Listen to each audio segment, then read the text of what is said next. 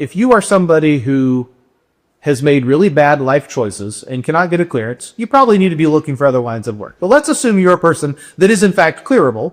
That cert might get you past the initial screening by the recruiters or by HR. But when you walk into the interview with the actual mission owner or the hiring manager, don't prattle on about your cert. They care about the mission. They care about what you actually know. Look, you probably have a security plus, maybe even a security clearance, and nobody taught you how to write poems, or how to test a security control, or submit an ATO package. I'm Chris Okpala. A few years ago, I was in your shoes, qualified on paper, but completely lost when it came to RMF. I had the degree, I had the certs, I had the drive, and when somebody said how to test the AT2 control or validate stick findings, I had no clue what that actually looked like. Fast forward 5 years, I worked across DoD and federal agencies, led control assessments, written ATO package, and passed orders. That's why I built RMF Academy, to teach you the real-world execution they don't cover in certification books. Inside, I'll show you how to write a poem and don't get badge back. Test and validate security controls, translate tech jargon, navigate NIST 853 and RMF with confidence. If you're in IT supporting the government systems or stuck on the edge of cybersecurity, this is your way. The people who go through my training don't just get hired, they hit the ground running because they practice the work before day one. Go to rmfacademy.io and let's get to work. Welcome everybody to another edition of the Tech World Podcast. I'm your host Chris, a cybersecurity specialist inside the GovTech space. And in today's podcast, we have a great guest today. He's an executive of cybersecurity solution architect. He's an ex-Fed. He's been working in cybersecurity space for 20 years. He has worked at CISA. And without further ado, Dan Bradley, how you doing, brother? I am doing great. It's great to be here, Chris. Now, I remember when we first met, we met at AJ Yawn event, and I've just been seeing you just tearing up like on LinkedIn, you've been speaking at a lot of great events, shout out to all these events. And I was seeing your experience. I seen you've been working in this space for over 20 years. I was like, hey, let me just shoot my shot. I said, Dan, you want to come on the podcast? And now we're here. Thank you for coming on this Saturday. Yeah, it is great to be here. I love what you do with this, where you're helping folks get in and grow their careers. And so when you invited me, I was very eager to say yes. Yeah, and we're here now. So I just want to, what we're going to focus on today is kind of like the GovTech space, different things like that. So the first thing I want to first ask you overall is like, just give me a brief summary of who you are and how did you even get into cybersecurity space in general? And who am I? I am someone who loves working in cybersecurity and am where I am because of the grace of God. So back in the 90s, I had moseyed my way through a liberal arts undergrad, and then I went off to seminary and looked up one day and said, I don't think I'm called to the ministry, but I sure do like playing with computers. And one of my challenges was I couldn't convince anybody else to hire me for a computer job. I kept just crashing and burning every interview. Eventually, I got a job answering the phone in a professional environment and turned that into a technical job, was automating everything, was having a great time, and built enough experience that eventually I got hired into the government as a pen tester in all things. And so from there, once I got my first cyber job, it's been an amazing ride.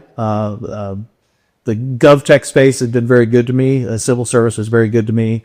Got my master's degree, got lots of certs, got some amazing mission experience. Went to CISA a few years ago, had a great time at CISA, worked with some amazing people there. And now I'm retired from civil service and I'm having a blast as a government contractor. So it's been an amazing ride. God is very good. Yeah, God is good all the time. And I see you just relaxing now. You're having fun. I see you got the nice shirt on, DEF CON. That's a nice shirt, by the way. So you enjoying time. Well, it's kind of the intersection of a couple of things. I spent 4 years out in Hawaii during my civil service career. And, of course, DEF CON's great in our field. So when I saw the Aloha DEF CON shirt this year at DEF CON, I'm like, I've got to. That's a nice shirt with DEF CON. So then, like, I've been working in the government space for about 5 years. I haven't worked 20 years. That's a long time, man. Ooh. 25, actually. 25. Oh, yeah. So when I first was hearing about this space, I just got into it by accident. I was a background investigator. and then they start investigating me for a clearance and all this stuff. But from your perspective, what is a GovTech job? Well, let me try to split this up. What is a tech job? Well, we use technology for everything. And then, of course, government introduces some other aspects to it. So a GovTech job is the intersection of those two things. And so, honestly, in the government, we use some of the same technologies everyone else uses. So there's a lot of overlap. I wouldn't think of GovTech jobs as being like a completely alien world. Skills that you get from working outside of the government directly apply. In fact, it's critical that we get people that are technology experts working in the government, whether as a civilian or as a contractor. But then there are some unique aspects to working for government agencies. And honestly, one of the most unique aspects that's been wonderful for me over my career is the missions you get to be involved in. I have had the privilege of you look up and you're like, how in the world am I the guy working on something that's this important? And so it's inspiring. It's like, really, you're like, wow, it's awesome to be a part of this. I better work really hard and do this well. Yeah, because it's a privilege to work in the GovTech space. Like sometimes you be in a room, and sometimes you're in a room with some of the stuff that might be going on TV or something that's really important that you like. Well, how did I get here as a college student? I've had that experience where I turn on the TV, I'm like, oh, yes. You turn it back off. And turn it right back off. So there, like I know government technology is a different space. It's not really an alien space, but you do need different clearances and things like that. Like, do you know where like somebody would be able to find a clearance, or how would you navigate it if you was going to tell somebody against space? Yeah, I've mentored a lot of people that live in this area where there are a lot of government jobs and there are a lot of cleared jobs. And I guess one thing I'd explain to people that aren't familiar with that world at all is that your clearance has to be sponsored by. So you do not have a clearance. Someone sponsors your clearance. And so has made really bad life choices and cannot get a clearance. You probably need to be looking for other lines of work. But let's assume you're a person that is in fact clearable. Then the question is, well, where do I get sponsored for that? And if your skills are compelling enough, just about anybody might want to sponsor you. But let's say you're entry level or whatever else. Your best path might be a government position, because that's certainly how I got my first clearance. Was I got hired into the government. If I had taken my rather sad and limited resume and then tried to just get hired by a random government contractor around here, they would have said, "You don't have a clearance?" No. So that's what I'd say to people is essentially you need to find that first job that gets you the clearance and then work from there. And honestly, there's a lot of hiring going on in the government. Right? People like me retired in 2020.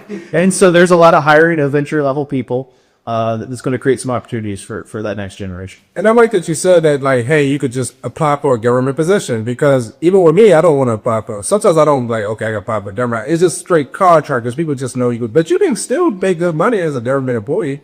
Yeah, I realize it's been a year with a lot of changes for government employees, for contractors. But I am frankly quite bullish on civil service, one, based on my own experience. There are a lot of opportunities. There's hiring going on right now, and there will continue to be hiring, especially for the entry-level candidates. Because one thing the government's always struggled with is bringing in more mid-level or senior people. Whereas if you get someone right out of college, they cost less. The government may be able to offer other benefits. And so for those entry-level candidates in particular, I think the government creates tremendous opportunities. I wouldn't be where I am today without the 25 years that I had in civil service. No, I love that. So the one thing I just want to clear up too is like, okay, we know it's a requirement to get the security bus, but and I know you hired many people. Does it matter? So the broader question of certifications. So I have piles and piles of certifications, and I have the maintenance fees to prove it. And it's not because I think that certifications are the end all and be all for being effective in our industry. What I would say instead is I personally think it's more about what you learn than actually having certification. And another thought though too is with things like 8570 or 8140, there are certain positions that require that certification. So if you've got that cert and you've got that clearance, you're going to make it through that initial review. So, hey, look at this. It's a candidate that qualifies for the position. And then you need to nail the interview and check all the other boxes. But it's a foot that can be a foot in the door, especially for those government positions that formally require the cert. But I'll tell you this, that cert might get you past the initial screening by the recruiters or by HR. But when you walk into the interview with the actual mission owner or the hiring manager, don't prattle on about your cert. They care about the mission. They care about what you actually know. So you are not qualified because you're a CISSP or Security Plus. You're qualified because you understand cybersecurity, the technology involved. So talk about that. Don't talk about your certs. Yeah, because I used to, when I used to get a job, it's like, I get a Security Plus. And to this day, they don't care. To this day, they don't care. They don't care. I got a master's. I got a Security Plus. They don't look at it. Right. And this one's pretty important too, is if you do list anything on your resume, whether it's your Security Plus or your ITIL certified or this or whatever else, you had better be ready to answer basic questions about that. If I say to you, what does ITIL stand for? And you're ITIL certified and your answer is, I don't know, it's not a good way to start the year. And what I've learned too is just don't put stuff on your resume, man. To this day, I learned this lesson. I put Red Hat on my resume, and I don't know nothing about Red. The lady literally told me I didn't take the job, but she's still going to move forward. But she said, life lesson, don't put it on your resume unless you can speak to it. So there are lots of different approaches to interviews, but a very common approach, and honestly one of my preferred approaches, is to just look at the person's resume and ask questions based on what they're claiming. Because jobs, the right fit for a job, I mean, like, different people can do jobs differently. You're really looking for somebody who's going to bring some real skills and energy and enthusiasm and effectiveness to the job. And that can take many forms. So it's not like there's one right answer for the best candidate. But when somebody walks in, they say, here's who I am, and they hand you that resume. Oh my goodness. Just a tip. When you're thinking about what you might have to talk about in the interview, maybe the piece of paper you handed them might be a clue. Maybe anything you put on that paper should be a slow pitch over the plate that you're going to knock out of the park. And if it's not, either figure out what you're going to say or get it off your resume. Yeah. So then, again, I keep hiring. You hired so many people in your career, and you worked in the federal space. You worked in as a civilian in the space too. And if I'm a new person that's applying, what are you looking for in that resume? And they're looking for an interview for somebody to get a job. Yeah, and there are lots of different formal processes for that. But just kind of zooming back and thinking about this in terms of what I've seen and what goes best for candidates, I tend to think in terms of three things for candidates that are most likely to be successful and that I'm most eager to hire. And that is, they have an aptitude for the position. Of course, that depends on the nature of the position. But is there something in what they're saying or in their history, as I get to know them as a candidate, that it's clear they have an aptitude for? Notice I say aptitude. I've done a lot of hiring of fairly entry-level people. On the job is a great place to learn all the details. To become an experienced professional, you do that by doing the job. So aptitude is one of the goals. Interest. If I describe a job that I think is the coolest thing in the world, it's like, I'm doing this amazing cyber work or whatever else, and the person is like, well, if you want me to do that, you're gonna have to train me, or I'm not sure, that's not exactly what I do. It's like, if they don't seem that interested, that's a huge red flag. So aptitude, interest, and then this next one is so important. I've worked a lot of menial jobs. I unloaded trucks at Walmart. I have made monkey chow at a Purina feed mill. I loaded trucks at UPS. I've delivered a whole lot of pizzas. I did it back in the day when you had to do it with a flashlight and a paper mat. This little GPS is cheating. So I've done a lot of menial work. It's okay to have those things on your resume. In fact, I'm going to step further. You should tell me a story. I would like to hear how you have been successful in whatever it was that you were doing. So if you were working in an Italian restaurant and they hired you to wipe the tables down, and then you progress to where you're actually leading the shift and doing other stuff. When I see you've been successful in other contexts, that tells me you're the kind of person that's more likely to be successful in my context. So, on one level, you might think, oh, well, what does unloading trucks at Walmart have to do with working in cybersecurity? Well, it's simple. If you will throw yourself at that job, which is exhausting work, you're probably more likely to throw yourself at your job in cybersecurity. So that history of success, Aptitude, interest, and a history of success are the two things that I love to see in candidates. And you don't have to be working in cybersecurity to demonstrate all of those three. Now, for myself, I worked at Walmart. I worked at Walmart. I'll tell you to this day, people ask me what my most favorite job was. I love working in cyber, but big bus tours was my favorite job to this day. I still know what it was. So I worked at Walmart back in the 90s. Did you have to do the Walmart cheer? Oh, yeah. I know. Did you? Yes. I don't mean to badmouth Walmart. That I got into. I was not inspired to work harder by the school. That is swag. I was not into the Walmart cheers. Like, man. No, it's swing. Yeah, I know that one, man. Oh. I helped build I helped blow the whole Walmart in the DC area. Yeah. What's it called? The one on Georgia Avenue. But as much as that, wasn't one of my favorite jobs and I was not getting paid very well, I worked really hard at that job. And on one level, I could say, oh my gosh, those years when I was in college and I was working on the side, what wasted time that I was unloading trucks when I should have been building professional experience. But it wasn't wasted time because I actually learned how to work hard.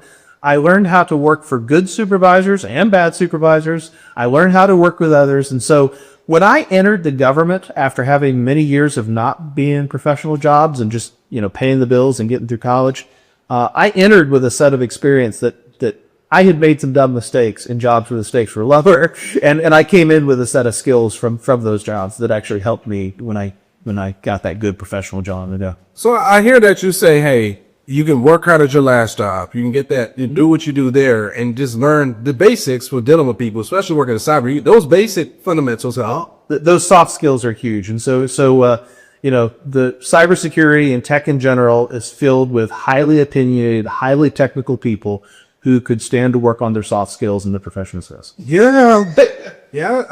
I'm glad I do the podcast because I wouldn't even have those if I hadn't do this. Now, what I will say is do you need experience to get a job? Like straight up, because right now it's getting to the point where they're asking for a lot. These jobs asking for a lot of things. Yeah, it's I hesitate to give too quick of an answer because I recognize the job market is tough right now. The promise of cybersecurity, it's where all the jobs are. Just show up seeking a cyber job and you'll get employed.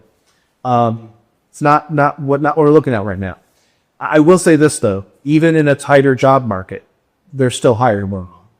And so what does that mean? If you are trying to get into cyber, maybe you can't take the most direct path. Maybe you have to take a job that's cyber adjacent. Maybe you take a job that's just an IT job. Maybe you take a job like I did. Well, I couldn't get an IT job. You take a job that uses a computer and you turn it into a job that builds IT skills.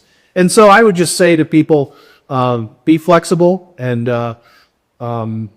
try to find that. And honestly, a job in the field that you're targeting is more important than the pay range as well. So maybe you've got to take that job. It could be something like help desk or just, it's something that's like, this is not the end state I had in mind. But if it helps you tell that story and moves you on the path you're trying to go, that's very helpful. Yeah, even with me, if I would restart now, I would do IT. I would get into IT. I would go learn Red Hat, focus on Red Hat for some years, and then slowly get into cyber. Because Red Hat, just a certain bit you made right now. Yeah, I would say in that whole area is that it's really important as cyber professionals that we know what we know and what we don't know. And it's very helpful when somebody has an IT background because oftentimes as cyber professionals, we're looking at the IT folks and say, hey, you should do that differently. Or, hey, why don't you do this? Well, your advice is not going to be very good if you don't understand the technology you're telling them how to reconfigure, or if at a minimum, you don't even realize you don't understand the technology. Because what we really got to do is when you have that conversation, you say, hey, you know what? I don't like how your TLS is configured, or you need to change this logging. They're like, you don't know what you're talking about. That's not going to work. Well, instead of getting defensive, you say, tell me more about that. And let me describe the objective to you and make it more of a dialogue, because the reality is that usually as cyber professionals, whenever we're telling someone to change something, the person we're talking to knows more than we do about the technology. So there's a key role for humility in being an effective cybersecurity professional. So, and then just to double down on the mistakes people made, I know you gave a couple of them, but what are the people making mistakes wise? When you're doing an interview, right? What are some of the mistakes they're making? You just want all the mistakes I've made, or should I also talk about it? I mean, you can, and whatever else would be. Yeah, so mistakes that people make in interviews. I'll tell you one thing is if I'm interviewing you, it's probably because and you're an entry-level candidate. You can assume that I know the topic better than we do. That's okay. And you can also assume at some point I'm going to ask you a question you don't know the answer to. That's also okay. What's not okay is when you try to talk your way through it as if you know what you're talking to. And the deeper you dig that hole, the less impressed that I am. So I've had people do well in an interview when they hit that point, they're like, that's a good question. I'd Google that. And I remember one person, he emails me back like the next day and it's like, I love that question you asked. Here's what I found out when I researched it. And thank you so much for your time in the interview. It's like, oh my gosh, somebody hired this guy right now.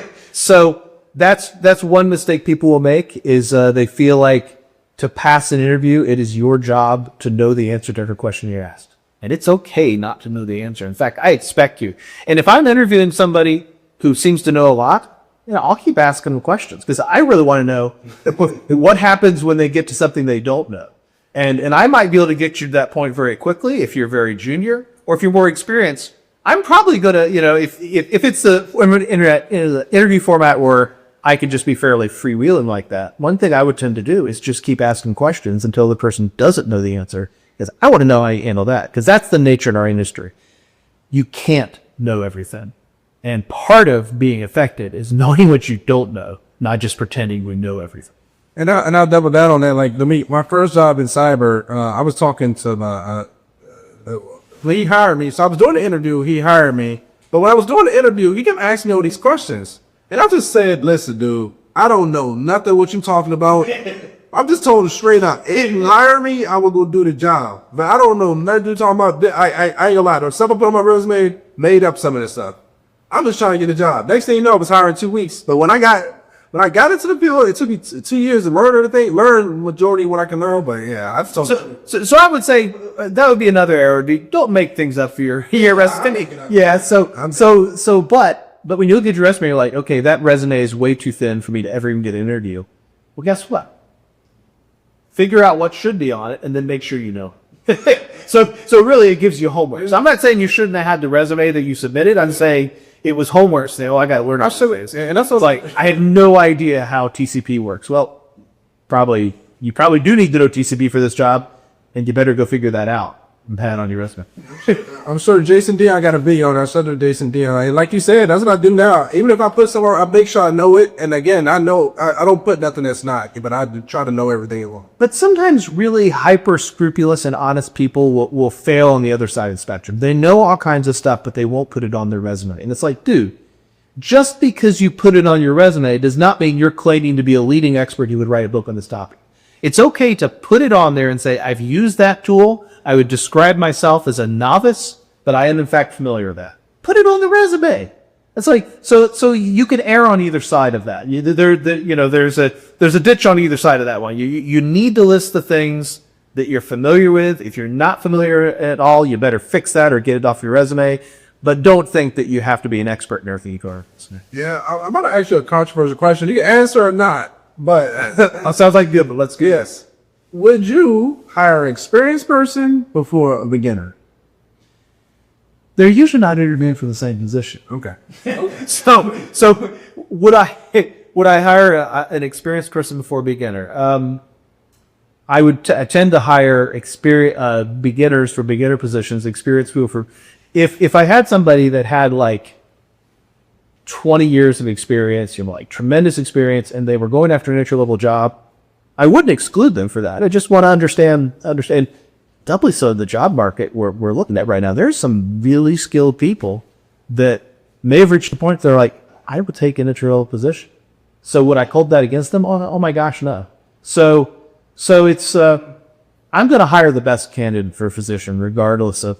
And I'm not currently hiring in the job I have right now. It's not really my goal. I'm more focused on designing things. But when I've been in a position to hire, at the end of the day, I have a set of candidates I'm considering, and I'm going to hire the person that's most qualified. Yeah, that's a good answer. That was a great answer. You never got.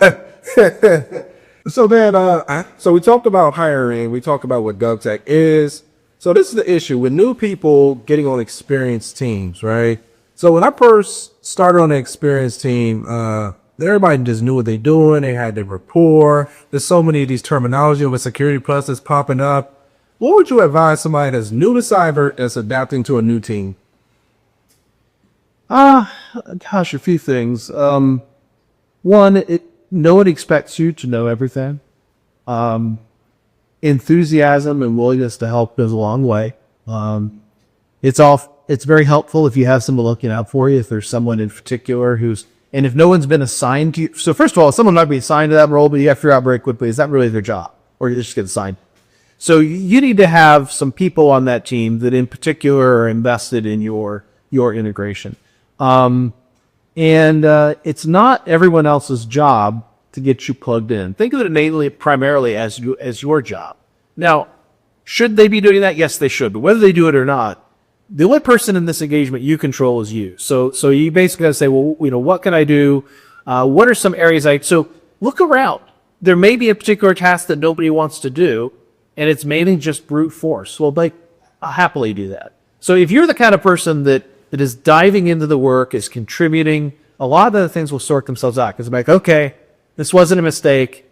I like that new person. They're a hard worker. They're learning the stuff. And so realize the same way you're trying to figure out that I make a mistake when I took this job, they're looking at you and they're going, did we make a mistake when we hired this person? And you'll quickly get past that if you're the sort of person that empties the coffee maker or does the menial cyber task that everybody rolls their eyes at. Be eager to volunteer. Say yes, volunteer, ask good questions to others. That goes all of that.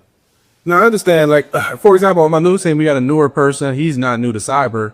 But what he did is he took on the task that really nobody really wanted to do, which was kind of like Stigs and focusing on that. Man, that man killing is so good that they give him more and more and more. So, that's what you get. So you're just basically saying focus on one thing and just slowly build yourself. Yeah. I'm basically just saying, look around and find somewhere where you can make an immediate contribution. And there's a lot of other stuff going on that maybe you can't. But there's usually some stuff that nobody wants to do. And if you say, I'll do it, it'll be like, oh, I like this guy.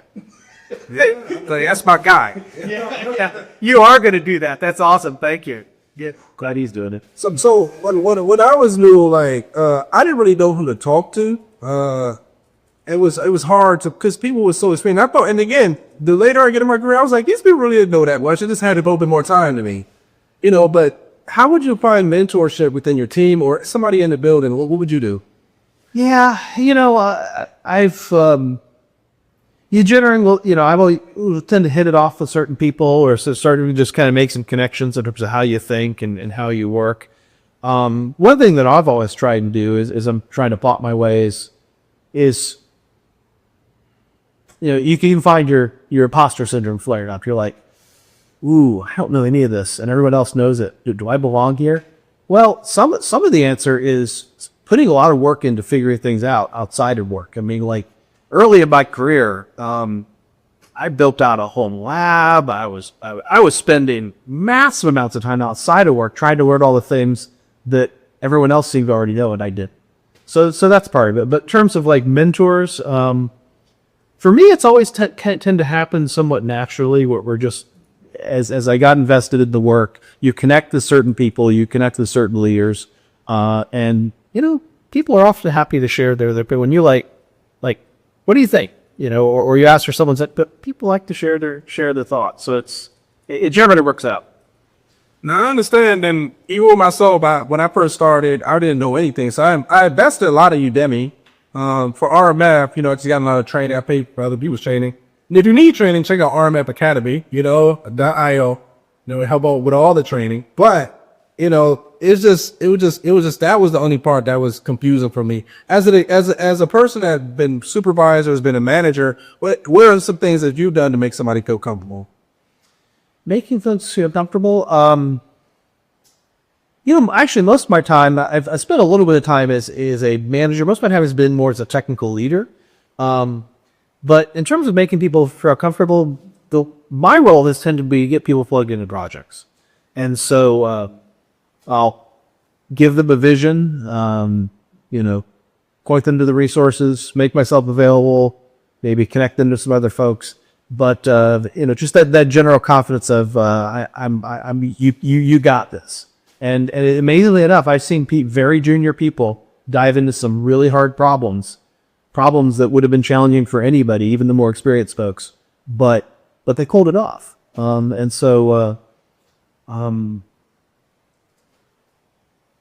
Yeah. I got you. And that's cool. So, and then another thing I want to ask too, like when I first started, right, I was a new person and, you have all these smart people that's in the building. Sometimes you get this thing, we don't want to ask somebody questions because if you ask a dumb question, like, well, we sent the email yesterday and it said this. What do you do for somebody that's battling that? Oh, well, okay. So, you find yourself in that moment. You're sitting in a meeting and they're all using words. And you recognize all the words, but you have no idea what anyone is actually saying. It was quite a breakthrough the day that I realized, what if nobody's making any sense? Not because I'm not following and I don't belong here. What if no one's making sense because no one's making sense? And so you just raise your hand and you ask the really dumb question. And the room goes silent. Because it wasn't a dumb question. Everybody was using these words, but they weren't really sure what they were saying. And so when you have that nagging feeling that you're not tracking what's going on, it may be that the entire room is just sort of feeding off each other. And that dumb question you're thinking is not a dumb question at all. It gets to the root of the confusion that's going on in the room.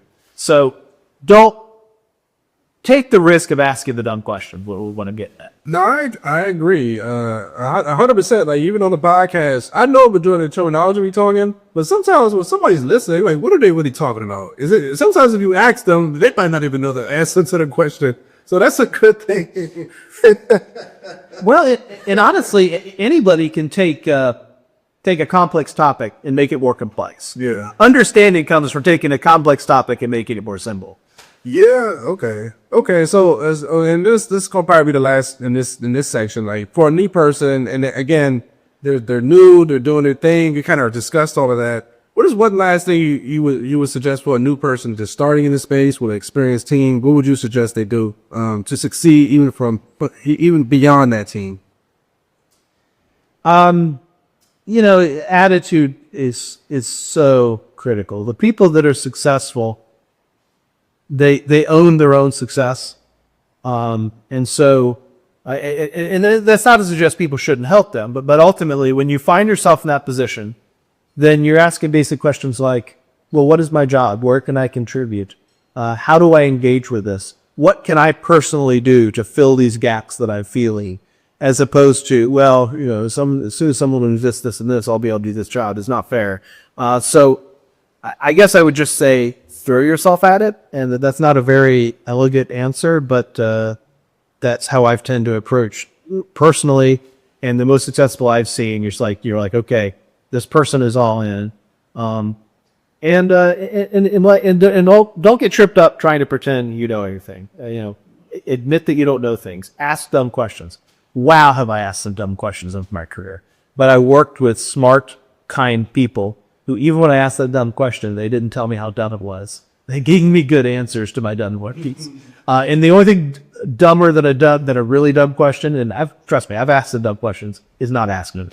Because then you're really not making progress. No, I agree. Sometimes you just gotta ask. Yeah, if you can't explain it, then because even my girl, like I'll be talking about certain topics, and she'll ask me. Sometimes I get annoyed. But I even ask me, we talked about it 100 times. But sometimes I'll literally sit there and just bring it down to her, and that's the best way to answer it. And it helps you.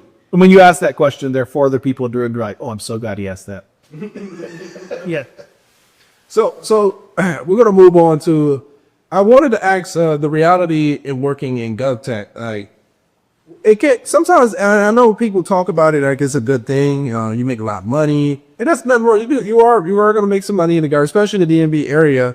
But like, what is the reality of working in this space? Like, can you explain like how it's mission based and just things you're going to experience? You have to experience. So thoughts on working in this space. Like I was saying earlier, it's kind of that interesting intersection of the technology that everyone uses, in a unique mission space. So whatever government agency or organization you're working for, there are some government organizations with very unique missions, so that you're only going to get to do those if you're working there. So that's the positive side, is working with technology, doing interesting missions. And then you do have just the general challenges of large organizations, and that's not even unique to government. I mean, there's lots of layers of bureaucracies in large corporations, as well as within nowhere. And so what I've always tried to do over the course of my career, because if you zoom out and you look at the big picture of everything that's broken and everything that could be fixed in the universe, it's a bit overwhelming. Tend to focus on the things that are within my sphere of influence. What can I do? What is directly reachable by me that I can make better? And you start solving things that are within your sphere of influence, and you try not to feel the things that you don't control, because there's a lot going on, whether you're in industry or in government. And it can be overwhelming if you zoom out and you look at every imaginable challenge. I can only address the things that are within my scope. No, I understand, and I agree with you 100%. There's some things that I experienced that I didn't understand. Since it's mission-based, sometimes the mission can be very critical, right? Mm-hmm. So sometimes you might have to come in. Sometimes you're working on the weekends. Is there some things that some people going to experience sometimes, or they're just kind of just me? Well, it depends on where you're working. There are portions of the government, whether civilian or contractor, where the demands placed on you are as high as the demands anywhere. And then there are other places where it could be quite laid back, and it's pretty easy to take lead. And so it's really going to depend on the context. Yeah, and then too, like you said, the thing about working in government, a lot of this stuff you can't really tell to the public, So that's a big thing too. Yeah. Well, but it depends. Some government organizations, literally, it's their job to interface from the public, and it's all about being public. And that if you're in more of the military, DOD context or whatever, then there could be some very sensitive missions that depend upon not telling them to everyone. And so it depends. No, I agree.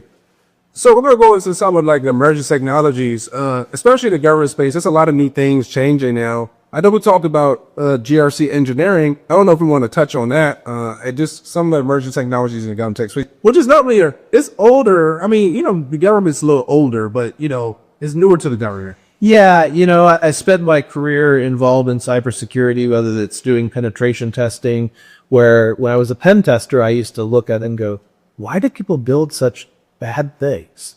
And then I became a security engineer. And I looked up one day and like, how did they get the bad things built at all? It's hard to build anything. So, and then I moved on and I got myself doing security operations, and I had to defend all the things. And so basically, everything can be quite challenging. And then as we look at, our risk management objectives, how do you take a really large, complex enterprise? How do you even know what it is? And then how do you know the risks?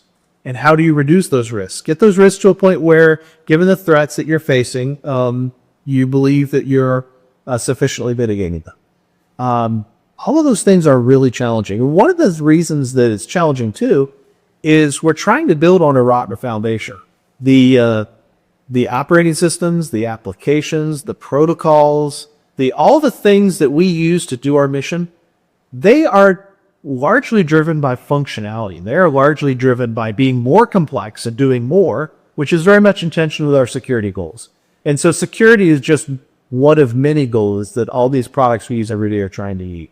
And so the challenge for a security engineer or security architect is, how do you take all these individual components, none of which are up to the level of trust we want to put in them, and actually achieve your security goals?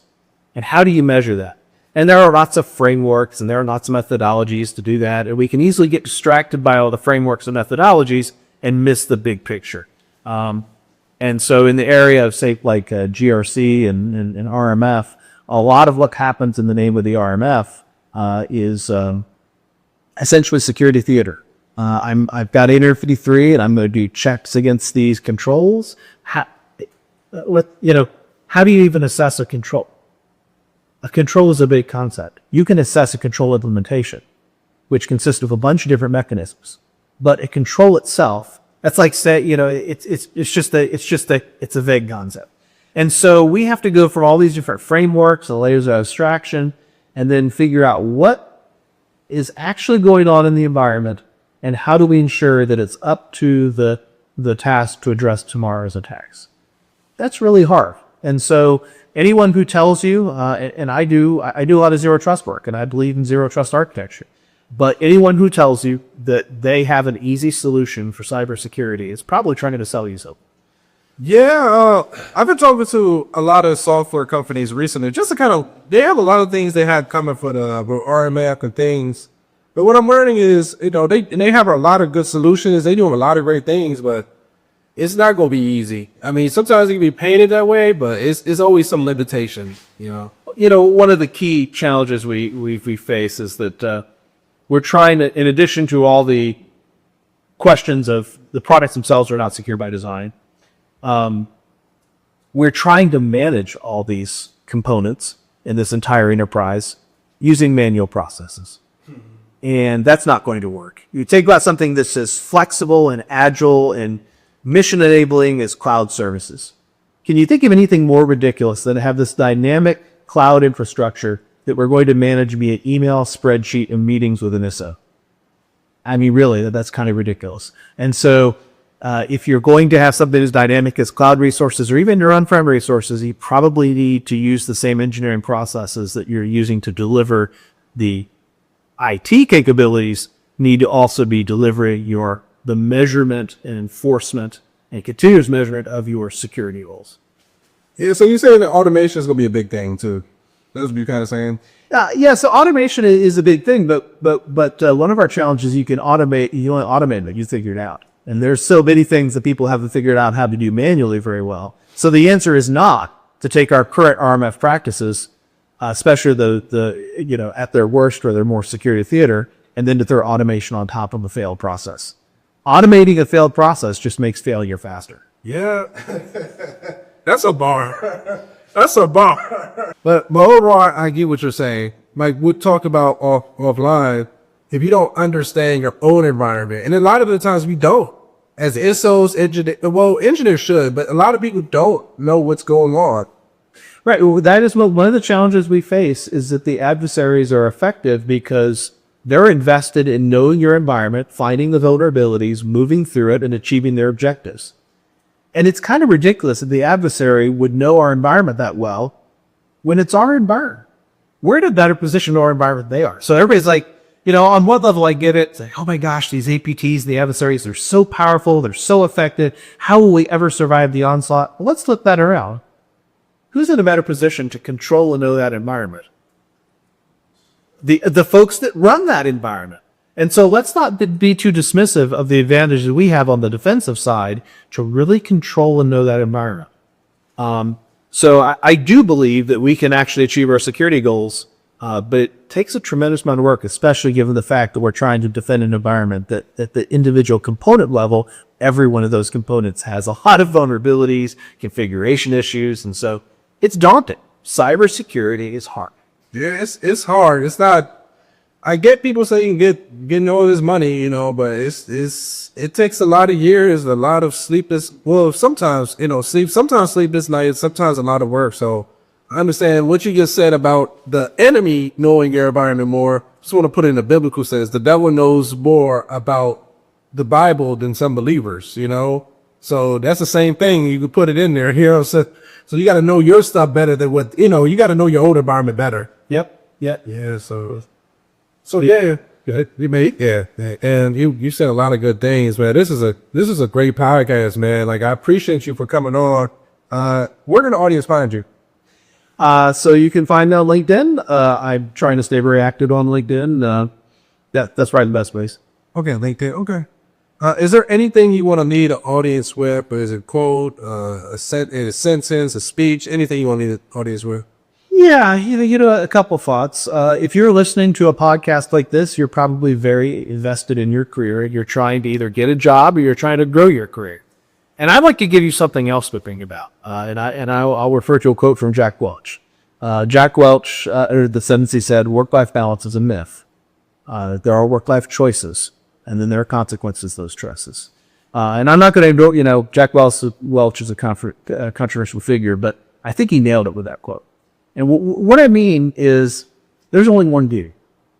And when you choose to work late, when you choose to work on that cert, when you choose to go after that job that's going to involve a lot more hours, that didn't come from anywhere. If you have a family, if you have kids, you may not be at your kid's soccer game. You may not be there for your wife. And so what I would suggest to you is that the goal is to have your choices align with your values. The goal should not necessarily be all in on your career. So just recognize that so I don't scale. There's only one me. I have to choose where my time goes. And you should do the same thing. So ask yourself, what do I value? What's important to me? And make sure your choices align with that. And then it's 2026. It's been a challenging year for many of us with changes in the federal workforce, within the contracting space, and we're all thinking about questions of job security. And I would suggest to you that job security job security is not something your job can give you. Job security is something that you have to get yourself. I was a GS-15 technical CIDR person working at CISA. And I looked up one day and I was unexpectedly retiring from the government. I didn't have job security as a civil servant in that context. So what I would suggest to you is that job security is really more about what you bring to the table, your professional network, your reputation. Because when I found myself at this point a year ago, actively looking for what I was going to do in my post-doctoral career, it was frankly, it was amazing. All the people that were reaching out to me who had enjoyed working with me in the past and who actively wanted to either bring me onto their team or wanted to refer me to somebody else who had opportunities. Yeah,